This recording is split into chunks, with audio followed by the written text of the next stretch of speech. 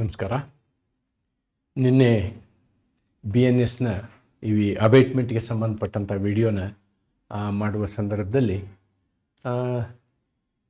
ಒಂದೇ ವಿಡಿಯೋದಲ್ಲಿ ಮಾಡ್ತಕ್ಕಂಥ ಯೋಚನೆಯನ್ನು ಮಾಡಿದೆ ನಾನು. ಅದು ಸಾಧ್ಯವಾಗಲಿಲ್ಲ. ಸುಮಾರು 1 ಗಂಟೆ 35 ನಿಮಿಷ ಆ ವಿಡಿಯೋ ಆಗಿದೆ. ಅದರ ಮುಂದುವರಿದ ಭಾಗ ಇವತ್ತೇನು ಅಷ್ಟು ಟೈಮ್ ತೆಗೆದುಕೊಳ್ಳೋದಿಲ್ಲ. 57ರಿಂದ 57, 58, 59, 60 ಕೇವಲ 4 ಕಲಂಗಳನ್ನು ಮಾತ್ರ ನಾವು ಇವತ್ತು ಚರ್ಚೆ ಮಾಡ್ತೀವಿ. We are going to discuss only 4 ಸಂಹಿತಾಸ್.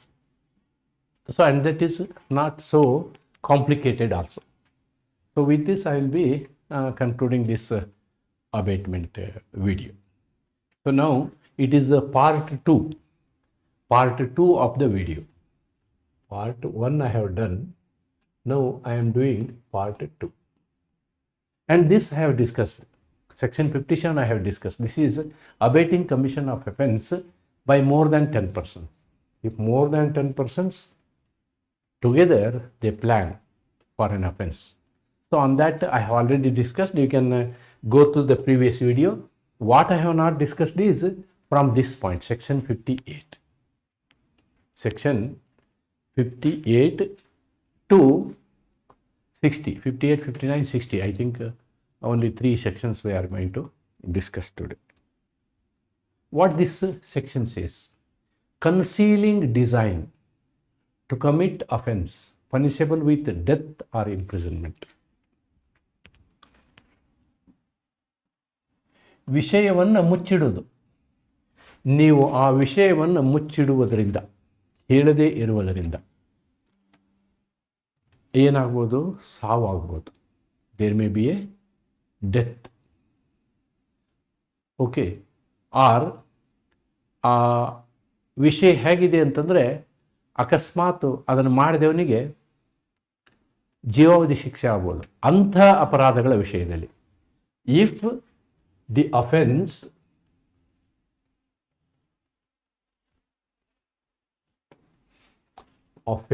ಅಪರಾಧ ಎಂಥ ಅಪರಾಧ ಇರಬೇಕಿದು? ಈ ಅಪರಾಧದಿಂದ ನಿಮಗೆ ಶಿಕ್ಷೆ ಗಲ್ಲು ಶಿಕ್ಷೆ ಆಗಬೇಕು ಅಥವಾ ಲೈಫ್ ಇಂಪ್ರಿಸನ್ಮೆಂಟ್ ಆಗಬೇಕು. ಈ ತೆರನಾದಂಥ ಅಪರಾಧದ ವಿಷಯದಲ್ಲಿ ನೀವು ಗೌಪ್ಯತೆಯನ್ನು ಕಾಪಾಡಿದ್ರಿ ಅಂತ. If you do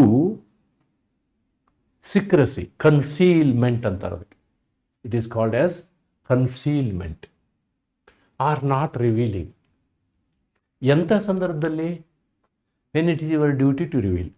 when it is your duty to reveal. ನೋಡಿ, whoever intending to facilitate an offense punishable with death or imprisonment for life, knowing it to be likely that thereby facilitate the offense of punishable with death or the offense of punishable with death or imprisonment for life, voluntarily conceals or by the use of encryption.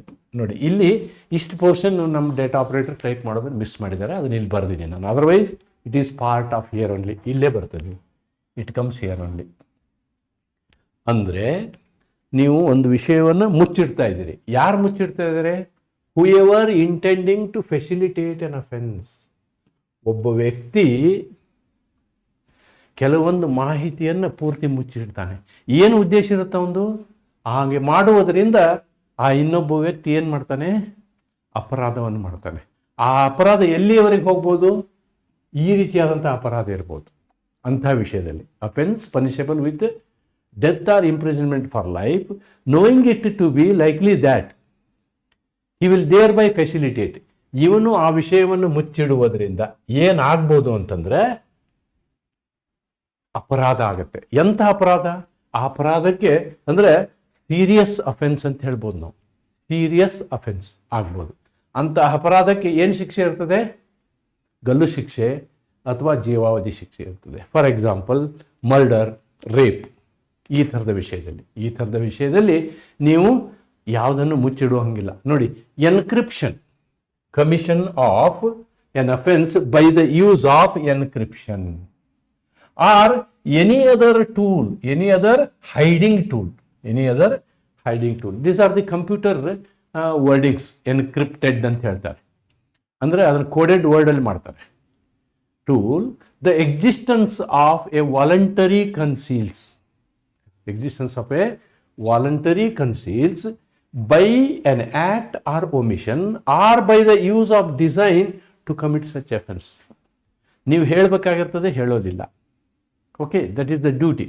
ಆಮೇಲೆ ನೀವು ಅದನ್ನು ಹೆಂಗೆ design ಮಾಡಿರ್ತೀರಿ ಅಂತಂದರೆ ಅದು ಆ ಸತ್ಯವನ್ನು ಬಹಿರಂಗಪಡಿಸದೇ ಇರುವುದರಿಂದ ಆಗುವ ಅಪರಾಧ ಈ ಮಟ್ಟಕ್ಕೆ ಹೋಗ್ಬೋದು, ಒಬ್ಬ ವ್ಯಕ್ತಿಯ ಸಾವಿನ ಮಟ್ಟಕ್ಕೆ ಹೋಗ್ಬೋದು. ಅಂತಹ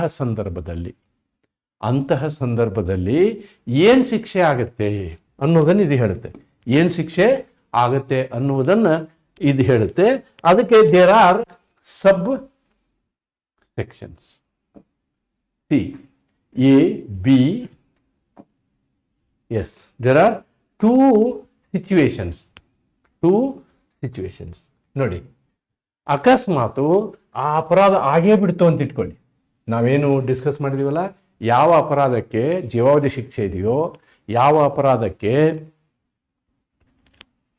ಮರಣದಂಡನೆ ಇದೆಯೋ ಅಂತ ಅಪರಾಧ ನಡೆದೇ ಹೋಯಿತು. ಯಾವ ಕಾರಣಕ್ಕೆ? ನಾವು ಒಂದು ವಿಷಯವನ್ನು ಹೇಳಬೇಕಾದ ವಿಷಯವನ್ನು ಮುಚ್ಚಿಟ್ಟಿದ್ದಕ್ಕೆ.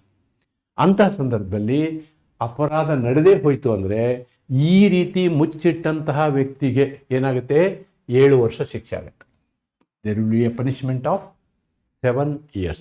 ನೋಡಿ, ಒಂದು ವಿಷಯವನ್ನು ಹೇಳುವುದು ಅವನ ಕರ್ತವ್ಯ ಇರ್ತದೆ, ಹೇಳುವುದಿಲ್ಲ, ಮುಚ್ಚಿಡ್ತಾನೆ ಅವನು. He hides the matter, he encrypts the matter. Therefore ಅಪರಾಧ ನಡೆದು ಹೋಗುತ್ತೆ.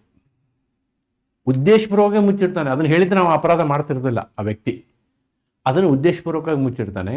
ಅಪರಾಧ ನಡೆದೇ ಹೋದರೆ ಅವನಿಗೆ 7 ವರ್ಷ ಶಿಕ್ಷೆ ಆಗುತ್ತೆ. ಯಾರು? ಆ ಮುಚ್ಚಿಟ್ಟಂತಹ ವ್ಯಕ್ತಿಗೆ. Who has concealed the matter, who has encrypted the matter, right? ಒಂದು ವೇಳೆ ಅಪರಾಧ ನಡೀಲಿಲ್ಲ ಅಂತ ಇಟ್ಕೊಳ್ಳಿ, ಅಫೆನ್ಸ್ ನಾಟ್ ಕಮಿಟೆಡ್, ಆವಾಗೂ ನಿಮ್ಮನ್ನು ಸುಮ್ಮನೆ ಬಿಡೋದಿಲ್ಲ. ಅಫೆನ್ಸ್ ಆಗಿಲ್ಲ ಅಂದ್ರೂ ನಿಮ್ಮನ್ನು ಸುಮ್ಮನೆ ಬಿಡೋದಿಲ್ಲ. ನೀವು ಹೇಳಬೇಕಾದ್ರೆ ನಿಮ್ಮ ಕರ್ತವ್ಯ, ಹೇಳಿಲ್ಲ ಅಂದರೆ ನಿಮಗೆ ಜವಾಬ್ದಾರಿ fix. With imprisonment of either description for a term which may extend to 3 years and shall also be liable to fine. ನೋಡಿ, ಮತ್ತೆ ಅದರ ಜೊತೆಗೆ ದಂಡವನ್ನು ವಿಧಿಸಬಹುದು. This is what your section 58 says. Your section 58 talks about ಯಾವುದೇ ವ್ಯಕ್ತಿ ಉದ್ದೇಶಪೂರ್ವಕವಾಗಿ ಗೌಪ್ಯತೆಯನ್ನು ಕಾಪಾಡುವುದರಿಂದ ಏನಾಗುತ್ತೆ ಅನ್ನೋದನ್ನು ಸೆಕ್ಷನ್ 58 ಹೇಳುತ್ತೆ. ಅಪರಾಧ ನಡೆದು ಹೋದರೆ ನಿಮಗೆ 7 ವರ್ಷ ಶಿಕ್ಷೆ ಆಗುತ್ತೆ. ಅಪರಾಧ ನಡೆದೇ ಹೋದರೆ 3 ವರ್ಷ ಶಿಕ್ಷೆ ಆಗುತ್ತೆ. All these are maximum punishments. It may go up to, may extend up to, ಈ ವರ್ಡ್ನ ಮಾರ್ಕ್ ಮಾಡಬೇಕು. May extend up to 7 years. It depends on the judge, on the gravity. But ಅವನಿಗೆ ಜಡ್ಜ್ಗೆ ಥ್ರೆಶೋಲ್ಡ್ ಪಾಯಿಂಟ್ ಇರೋದು 7 ವರ್ಷ, ಮ್ಯಾಜಿಸ್ಟ್ರೇಟ್ಗೆ threshold point ಇರೋದು 7 ವರ್ಷ, ಇಲ್ಲಿ ಥ್ರೆಶೋಲ್ಡ್ ಪಾಯಿಂಟ್ ಇರೋದು 3 ವರ್ಷ. ಇದು ಯಾವುದೇ ವ್ಯಕ್ತಿ ಈ ರೀತಿಯಾದಂತಹ ಕನ್ಸೀಲ್ಮೆಂಟ್ ಮಾಡಿದರೆ, ರಹಸ್ಯವನ್ನು ಮೇಂಟೈನ್ ಮಾಡಿದರೆ. ಅದನ್ನೇ ಇಲ್ಲಿ ಕನ್ನಡದಲ್ಲಿ ಬರೆದಿದ್ದೀವಿ ನೋಡಿ. ಮರಣದಂಡನೆ ಅಥವಾ ಜೀವಾವಧಿ ಶಿಕ್ಷೆಗೆ ಪಾತ್ರವಾಗುವ ಅಪರಾಧವನ್ನು ನೆರವೇರಿಸಲು ಅನುಕೂಲ ಮಾಡಿಕೊಡುವ ಉದ್ದೇಶದಿಂದ ತನ್ನ ಕೃತ್ಯ ಅಥವಾ ಲೋಪದ ಮೂಲಕ, ಅವನು ತನ್ನ ಆಕ್ಷನ್ ಆರ್ ಒಮಿಷನ್ ಮೂಲಕ, ಅಥವಾ ಯಾವುದೇ ಮಾಹಿತಿ ಮರೆಮಾಚುವ ಗುಪ್ತ ಸಂವಹನ, ಎನ್ಕ್ರಿಪ್ಷನ್ ಅಂತೀವಲ್ಲ, ಇದಕ್ಕೆ ನಾವು ಕನ್ನಡದಲ್ಲಿ ಗುಪ್ತ ಸಂವಹನ ಅಂತೀವಿ. ಎನ್ಕ್ರಿಪ್ಷನ್. ಓಕೆ, ಮಾಹಿತಿ ಮರೆಮಾಚುವ ವರ್ಣಗಳು ಇತ್ಯಾದಿ ಬಳಸುವ ಮೂಲಕ ಅಂತಹ ಅಪರಾಧದ ಯೋಜನೆಯ ಅಸ್ತಿತ್ವವನ್ನು ಉದ್ದೇಶಪೂರ್ವಕವಾಗಿ ಮರೆಮಾಚಿದರೆ ಅವಾಗೇನಾಗುತ್ತೆ? ನಿಮಗೆ ಶಿಕ್ಷೆ ಆಗುತ್ತೆ. ಏನೇನು ಶಿಕ್ಷೆ ಆಗುತ್ತೆ? ಅಪರಾಧ ಸಂಭವಿಸಿದರೆ 7 ವರ್ಷ ಶಿಕ್ಷೆ ಆಗುತ್ತೆ. ಆ ರೀತಿ ಮುಚ್ಚಿಡುವುದರಿಂದ ಅಪರಾಧ ಆಗಲಿಲ್ಲ ಅಂದರೂ ಕೂಡ ನಿಮಗೆ 3 ವರ್ಷ ಶಿಕ್ಷೆ, ಕಟ್ಟಿಟ್ಟ ಬುತ್ತಿ, ದಂಡದೊಂದಿಗೆ ಅಂತ. ಓಕೆ,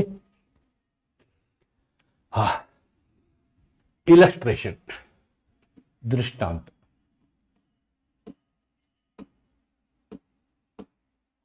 ಈ ದೃಷ್ಟಾಂತ ನಮ್ಮ ಕೋಡಲ್ಲಿ ಇರ್ತಕ್ಕಂಥ ದೃಷ್ಟಾಂತವನ್ನು ನಾನು ನಿಮಗೆ ಇಲ್ಲಿ ಎಕ್ಸ್ಪ್ಲೇನ್ ಮಾಡ್ತೀನಿ. knowing, here A may be a police officer, let us see. A knowing that dacoity is about to be committed. ನೋಡಿ, ಹೇಗೆ ಗೊತ್ತಿದೆ, ಹೇಗೆ ಗೊತ್ತಿದೆ ಏನು, ಡಕಾಯಿಟಿ ಆಗೇ ಆಗುತ್ತೆ. ಡಕಾಯಿಟಿ ಅಂದರೆ ದರೋಡೆ, ದರೋಡೆ ಆಗೇ ಆಗುತ್ತೆ. ಸ್ಥಳದಲ್ಲಿ ದರೋಡೆ, ಈ ಶಬ್ದನ ಯೂಸ್ ಮಾಡ್ಬೋದು. ದರೋಡೆ ಆಗೇ ಆಗುತ್ತೆ ಅಂತ ಯಾರಿಗೆ ಗೊತ್ತಿರುತ್ತೆ, ಹೇಗೆ ಗೊತ್ತಿರುತ್ತೆ. ಓಕೆ, ಎಟ್ ಪ್ಲೇಸ್ ಬಿ, ಎಟ್ ಪ್ಲೇಸ್ ಬಿ, ಬಿ ಎನ್ನುವ ಜಾಗದಲ್ಲಿ, ಬಿ ಎನ್ನುವ ಜಾಗ, ಪ್ಲೇಸ್ ಬಿ ಎನ್ನುವ ಜಾಗದಲ್ಲಿ ಡಕಾಯಿಟಿ ಆಗ್ತದೆ ಅಂತ ಅವನಿಗೆ ಗೊತ್ತಿದೆ.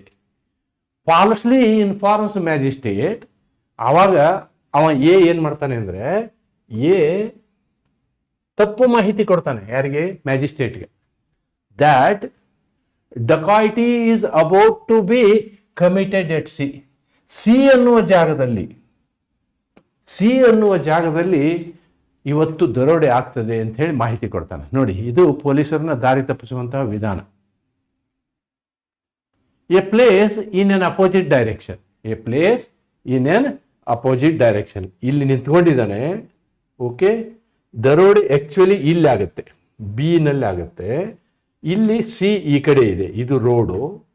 ಇಲ್ಲಿ ನಿಂತ್ಕೊಂಡಂತಹ ವ್ಯಕ್ತಿ ಏನು ಮಾಡ್ತಾನೆ, ಇಲ್ಲಿ ಮ್ಯಾಜಿಸ್ಟ್ರೇಟ್ಗೆ ಇನ್ಫಾರ್ಮ್ ಮಾಡ್ತಾನೆ. ಮ್ಯಾಜಿಸ್ಟ್ರೇಟ್ ಆರ್ ಪೊಲೀಸ್ ಏನು, ಅವ್ರನ್ನ ಈ ಕಡೆ ಕಳಿಸ್ಬೇಕಿತ್ತು. ಅವನು ಈ ಕಡೆ ದರೋಡೆ ಆಗೋದು ಇವನಿಗೆ ಗೊತ್ತಿರುತ್ತೆ.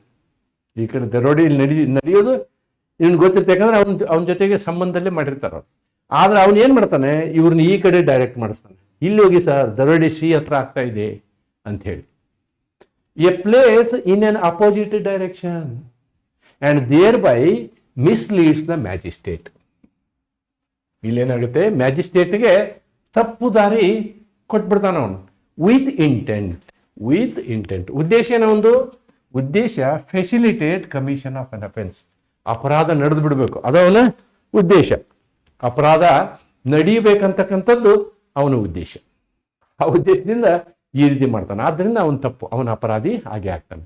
The dacoity is committed at B is B in personals. ನೋಡಿ, ಅಲ್ಲಿ ದರೋಡೆ ನಡೆದು ಹೋಗ್ಬಿಡ್ತದೆ, ಬಿ ಜಾಗದಲ್ಲಿ ದರೋಡೆ ನಡೆದು ಹೋಗ್ಬಿಡ್ತದೆ.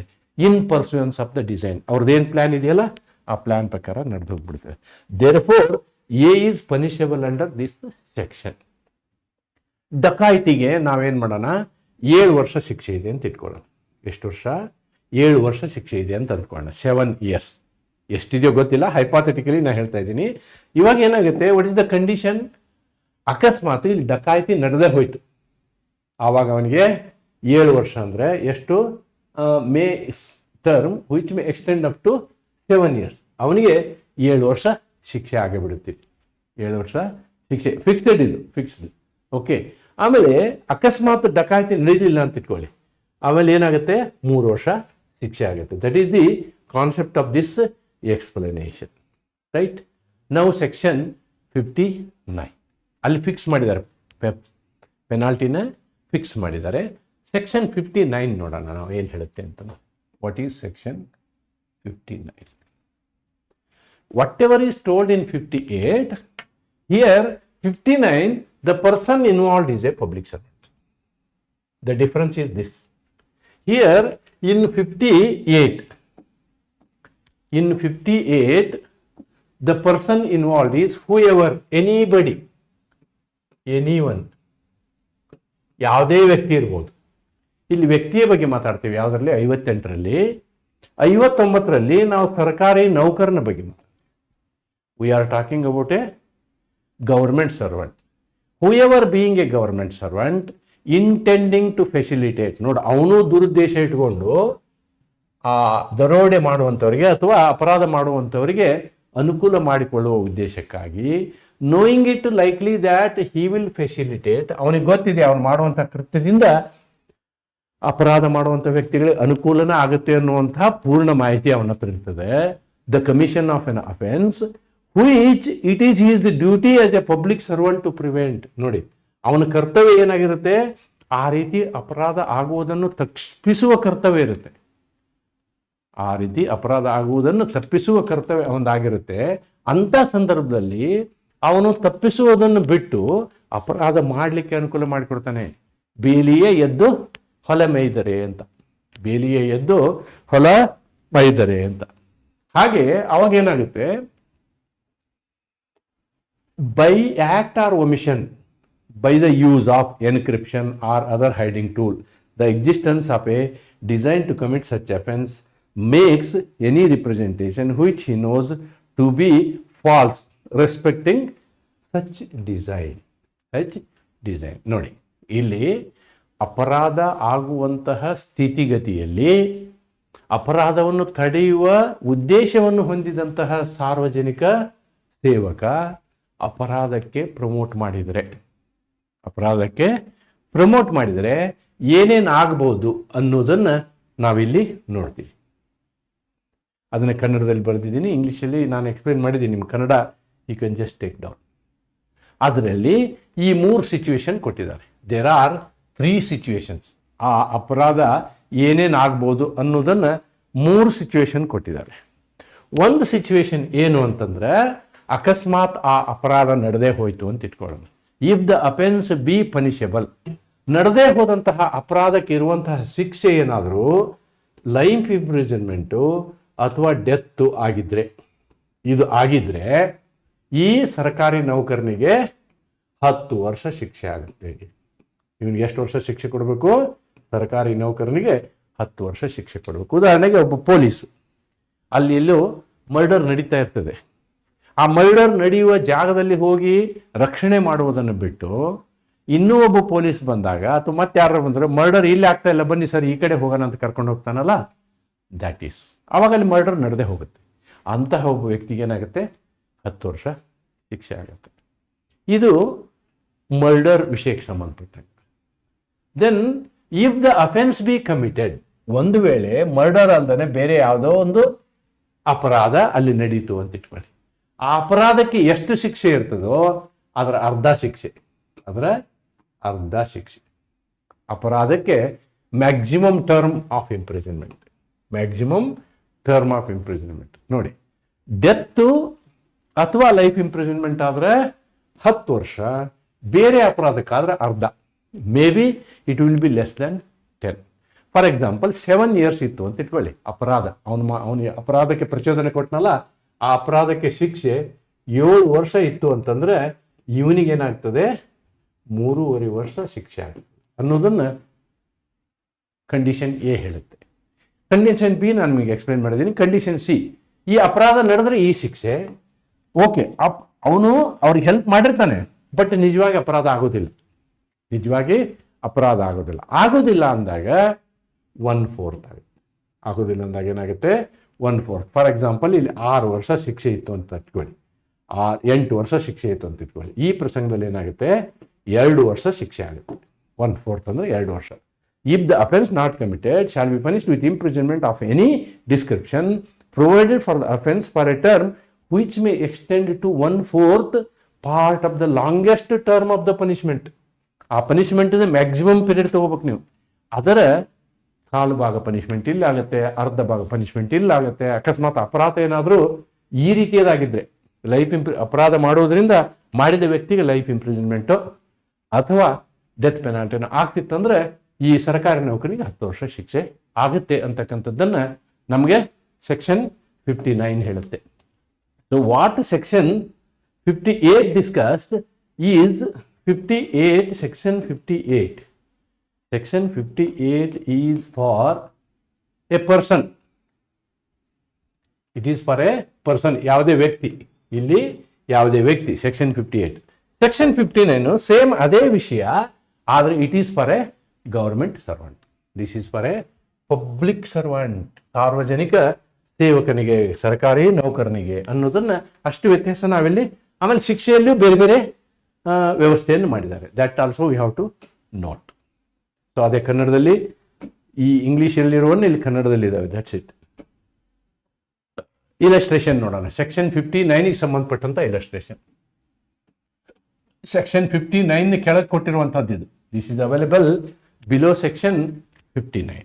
Below section 59 this is available. A, an officer of police.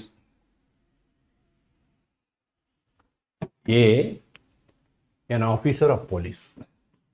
An officer of police being legally bound to give information of all designs to commit robbery which may come to his knowledge. ನೋಡಿ, ಅವನಿಗೆ ಒಂದು ದರೋಡೆ ಆಗುವಂಥ ವಿಷಯ ಗೊತ್ತಿರೋದ್ರಿಂದ ಆ ಗೊತ್ತಿರೋ ವಿಷಯವನ್ನು ಏನು ಮಾಡಬೇಕು, ಅವನು ಹೈಯರ್ ಆಫೀಸರ್ಸ್ ಹೇಳಬೇಕು. Which may come to his knowledge and knowing that B designs to commit robbery. ಇಲ್ಲಿ ಬಿ ಯ ನೇತೃತ್ವದಲ್ಲಿ ದರೋಡೆ ನಡೀತಾ ಇದೆ.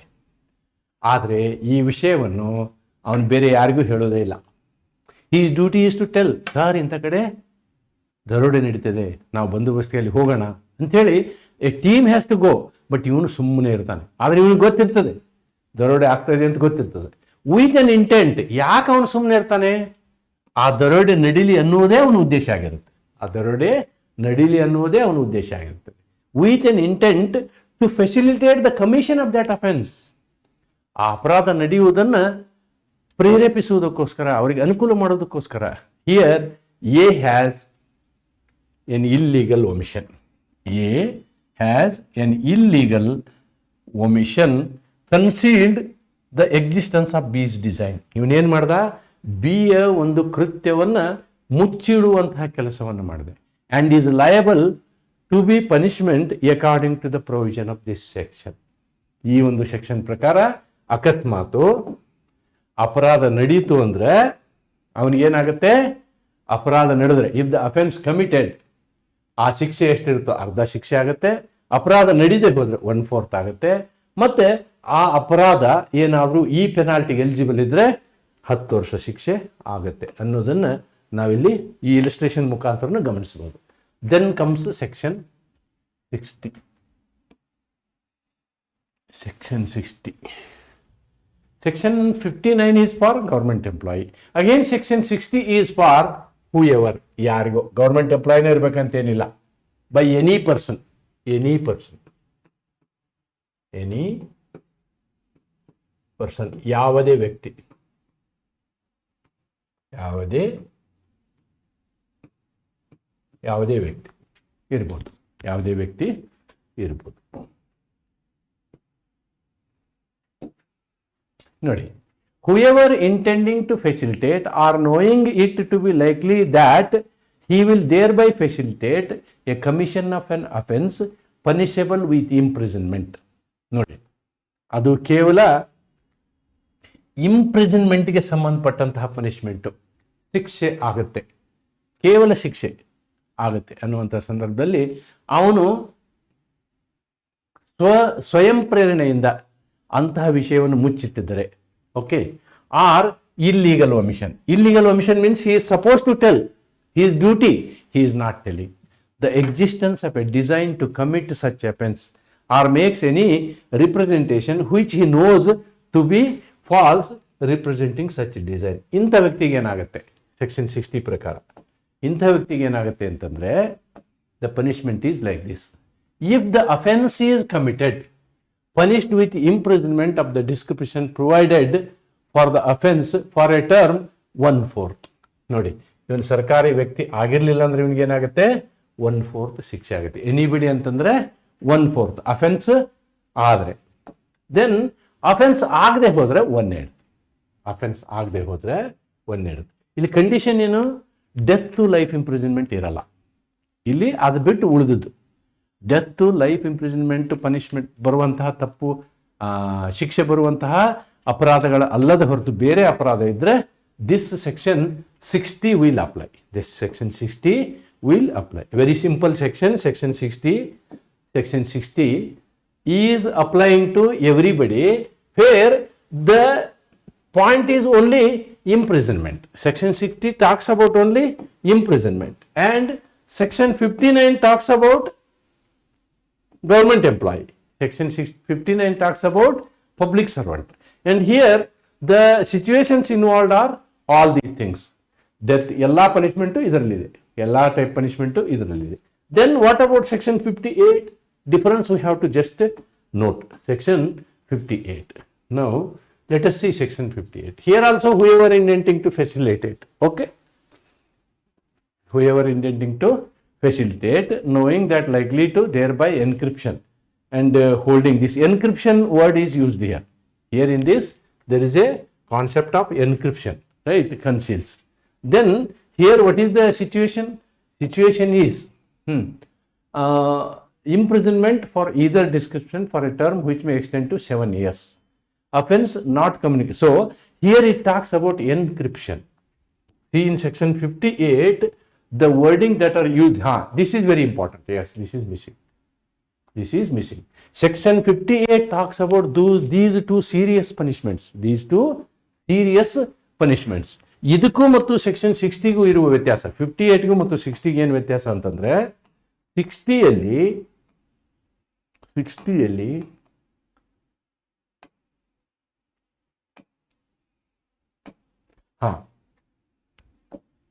60ಯಲ್ಲಿ ನೋಡಿ ಬರೀ ಪನಿಷ್ಮೆಂಟ್ ಇದೆ. 60ಯಲ್ಲಿ ಏನಿದೆ, ಬರೀ ಪನಿಷ್ಮೆಂಟ್ ಇದೆ. ಆದರೆ 58ಅಲ್ಲಿ ಇದು ಬರೀ ಇಂಪ್ರಿಸನ್ಮೆಂಟ್ ಅಲ್ಲ. ಅಲ್ಲಿ ಏನಿರಬೇಕು, 58 talks about life imprisonment or death. So this is serious. 60 is not like that. 60 is only imprisonment. So only imprisonment is available in section 60. ಈ difference ನಿಮ್ಗೆ ಗೊತ್ತಾಗಬೇಕು, otherwise you will get confused. Whereas section 59 talks about only public servant, but this is for private. Section 58 and 60 for private, section 59 is for public servant. ಅದರಲ್ಲಿ ಎಲ್ಲಾನು including death ಎಲ್ಲಾನು ಇದರಲ್ಲಿ 59 ಅಲ್ಲಿ include ಮಾಡಿದ್ದಾರೆ. This is all about the remaining portion of abatement. What I have forgotten to tell in this is, in the beginning I was supposed to tell but I have not told. That's a mistake on my part. These offenses are called inchoate or inchoate offenses. Inchoate offenses. What is meant by inchoate offenses? The question may come like this also. Inchoate offenses. Inchoate offenses ಅಂದ್ರೆ ಇಲ್ಲಿ ಅಪರಾಧ ನಡೆಯದೇ ಇರುವಂತಹ, incomplete. ಇದರ ಅರ್ಥ ಏನಂದ್ರೆ incomplete, ಅಪರಾಧ ಆಗದೇ ಇರುವಂತಹ ಸಂದರ್ಭದಲ್ಲಿ. ನೋಡಿ, ಅಪರಾಧ ಆಗದೆ ಹೋದ್ರೂ ಇಲ್ಲಿ ನಾವೇನ್ ಮಾಡ್ತೀವಿ, ಶಿಕ್ಷೆ ಕೊಡ್ತೀವಿ. ಅನೇಕ ಎಕ್ಸಾಂಪಲ್ಗಳನ್ನು ನಾನು ನೋಡಿದ್ದೀನಿ. May be I am correct in explaining this at the end. ಯಾಕೆ ಅಂತಂದ್ರೆ ಕೆಲವೊಮ್ಮೆ ಅಪರಾಧ ಆಗುತ್ತೆ, ಆದ್ರೆ ಎಷ್ಟು ಶಿಕ್ಷೆ, ಆಗದೆ ಹೋದ್ರೆ ಎಷ್ಟು ಶಿಕ್ಷೆ. ಇಲ್ಲಿ ವಿಷಯ ಇರೋದು ಅಬೇಟ್ಮೆಂಟ್, ಇನ್ನೊಬ್ಬರ ಕಡೆಯಿಂದ ಮಾಡಿಸೋದು. ಇನ್ನೊಬ್ಬರ ಕಡೆಯಿಂದ ಏನು ಮಾಡಿಸೋದಿದೆಯಲ್ಲ ಅದಕ್ಕೆ ನಾವು ಅಬೇಟ್ಮೆಂಟ್ ಅಂತ ಹೇಳ್ತೀವಿ. ಭಾಳ ಸುಲಭ. ಈ intelligent people will do this. ಪಾಪದವ್ರ ಕಡೆಯಿಂದ ಮಾಡಿಸುವಂತಹ ವ್ಯವಹಾರ ಇವು. ಅದಕ್ಕೂ ಕೂಡ ಶಿಕ್ಷೆಯನ್ನು ನಮ್ಮ BNSS ಆಗಲಿ ಅಥವಾ ಅರ್ಲಿಯರ್ CRPC ಆಗಲಿ, BNS ಆಗಲಿ ಅಥವಾ IPC ಆಗಲಿ, even these things were available in IPC also and followed in BNS also ಅಂತ ಹೇಳ್ತಾ ಇವತ್ತಿನ ಈ ಯೂನಿಟ್ 2ನ ಮೊದಲನೇ ವಿಡಿಯೋನ ಕಂಪ್ಲೀಟ್ ಮಾಡ್ತಾ ಇದ್ದೀನಿ. ಇಲ್ಲಿ ಈ ಸಂಬಂಧಪಟ್ಟಂತಹ ನೋಟ್ಸ್ಗಳನ್ನು ನಾನು ನನ್ನ ಟೆಲಿಗ್ರಾಮ್ ಚಾನಲಲ್ಲಿ ನಾಳೆ ಹಾಕ್ತೀನಿ. ಸೊ ಓನ್ಲಿ ನೀವು ನೋಟ್ಸ್ ಓದಿದರೆ ಕಾನ್ಸೆಪ್ಟ್ ಅರ್ಥ ಆಗೋದಿಲ್ಲ. ನೀವು ಕಾನ್ಸೆಪ್ಟ್ ಅರ್ಥ ಮಾಡ್ಕೊಳ್ಳಿಲ್ಲ ಅಂದರೆ ಎಕ್ಸಾಮ್ ಟೈಮಲ್ಲಿ ನೀವು ನಿಮ್ಮದೇ ಆದ ಭಾಷೆಯಲ್ಲಿ ಬರೆಯೋದು ಕಷ್ಟ ಆಗ್ತದೆ. ಆದ್ದರಿಂದ ಈ ವಿಡಿಯೋನ ನೋಡೋದು ಕೂಡ ಅಷ್ಟೇ ಮುಖ್ಯ. ನೋಡಿ ನಿಮ್ಮ ಅಭಿಪ್ರಾಯವನ್ನು ತಿಳಿಸುವುದು ನನಗೆ ಮುಖ್ಯ. ಓಕೆ, ವಿತ್ ದಿಸ್ ಬಹಳಷ್ಟು ಜನ ನೀವು ಹೇಳ್ತಾ ಇದ್ರಿ ಸರ್ ಬೇಗ ಮುಗಿಸಿ ಅಂತೇಳಿ. ಒಂದು ಯಾವ ವಿಷಯವನ್ನೇ ಆಗಲಿ ಅರ್ಥಪೂರ್ಣವಾಗಿ ಪರಿಕಲ್ಪನೆ ನಿಮಗೆ ಗೊತ್ತಾಗುವ ಉದ್ದೇಶದಿಂದ ನಾನು ಈ ಪಾಠಗಳನ್ನು ಮಾಡ್ತಾ ಇರೋದು. ಅವಸರದಲ್ಲಿ ನಾನು ಯಾವ ಪಾಠನ ಮಾಡೋಕ್ಕಾಗಲ್ಲ. ನಿಮ್ಮ ಎಕ್ಸಾಮ್ ನನಗೆ ಗೊತ್ತಿರೋಂಗೆ ಜನವರಿ ಎಂಡ್ ಫೆಬ್ರವರಿಗೆ ಎಕ್ಸಾಮ್ ಇರೋದ್ರಿಂದ ಅಲ್ಲಿಯವರೆಗೆ ಎಷ್ಟು ಸಾಧ್ಯ ಆಗುತ್ತೆ ಅಷ್ಟು ಪೋರ್ಷನ್ನ ಕವರ್ ಮಾಡ್ತೀನಿ ಅಂತ ಹೇಳ್ತಾ, ಆಮೇಲೆ ಮೋಸ್ಟ್ಲಿ ನಾನು ಡೀಟೇಲಾಗಿ ಹೋಗ್ಲಿಕ್ಕಿಲ್ಲ. ಎಕ್ಸಾಮಿಕ್ ಪಾಯಿಂಟ್ ಆಫ್ ವ್ಯೂ ಏನು ಬೇಕಾಗುತ್ತೆ ಅದೆಲ್ಲನೂ ಕವರ್ ಮಾಡುವಂಥ ಪ್ರಯತ್ನ ಮಾಡ್ತೀನಿ ಅಂತ ಹೇಳಿ ಇವತ್ತು ರಿಪೀಟ್ ಮಾಡ್ತಾ ಈ ಒಂದು ವಿಡಿಯೋನ ಮುಗಿಸ್ತೀನಿ. ಮತ್ತು ನೀವು ವಿಡಿಯೋಗಳನ್ನ ಲೈಕ್ ಮಾಡೋದು ನಿಮ್ಮ ಕರ್ತವ್ಯ, ಕಮೆಂಟ್ ಮಾಡೋದು ನಿಮ್ಮ ಕರ್ತವ್ಯ. ಕಮೆಂಟನ್ನು ನೀವು ಕಮೆಂಟ್ ಬಾಕ್ಸಲ್ಲಿ ಮಾಡಿ ಅಥವಾ ಕಮೆಂಟನ್ನು ನನಗೆ ಈ ನಂಬರ್ ಮೇಲೆ ವಾಟ್ಸಪ್ ಮಾಡಿ 9448010565. This is my number. So I will take note of your suggestions and I will try my level best to improve these classes. ನನ್ನ ಕನಸಿರೋದು ಹೆಚ್ಚು ಕನ್ನಡದ ಮಾಧ್ಯಮದ ವಿದ್ಯಾರ್ಥಿಗಳು ಈ ವಿಷಯಗಳಲ್ಲಿ ಹೆಚ್ಚಿನ ಅಂಕಗಳನ್ನು ಪಡೆದು ತೇರ್ಗಡೆ ಆಗಬೇಕು. ಅದು ನನ್ನ ಕನಸು. ಆ ಕನಸನ್ನು ನೀವು ನನಸು ಮಾಡಿ ಅಂತ ಹೇಳ್ತಾ, ನನಗೆ ಹುಷಾರಿಲ್ಲ, ಅದರಿಂದ ಈ ವಾರದಲ್ಲಿ ನಾನು ಸಾಕಷ್ಟು ಇವತ್ತು ಕಷ್ಟಪಟ್ಟು ನಾನು ಮಾಡ್ತಾಯಿದ್ದೀನಿ, ಬಟ್ ಮಾಡ್ತೀನಿ. I will definitely continue. ನೀವು ಚಿಂತೆ ಮಾಡೋದು ಬೇಡ, ಮ್ಯಾಕ್ಸಿಮಮ್ ಪಾಠವನ್ನು ನಾನು ಮಾಡ್ತೀನಿ ಅಂತ ಹೇಳ್ತಾ I will conclude this video. Thank you.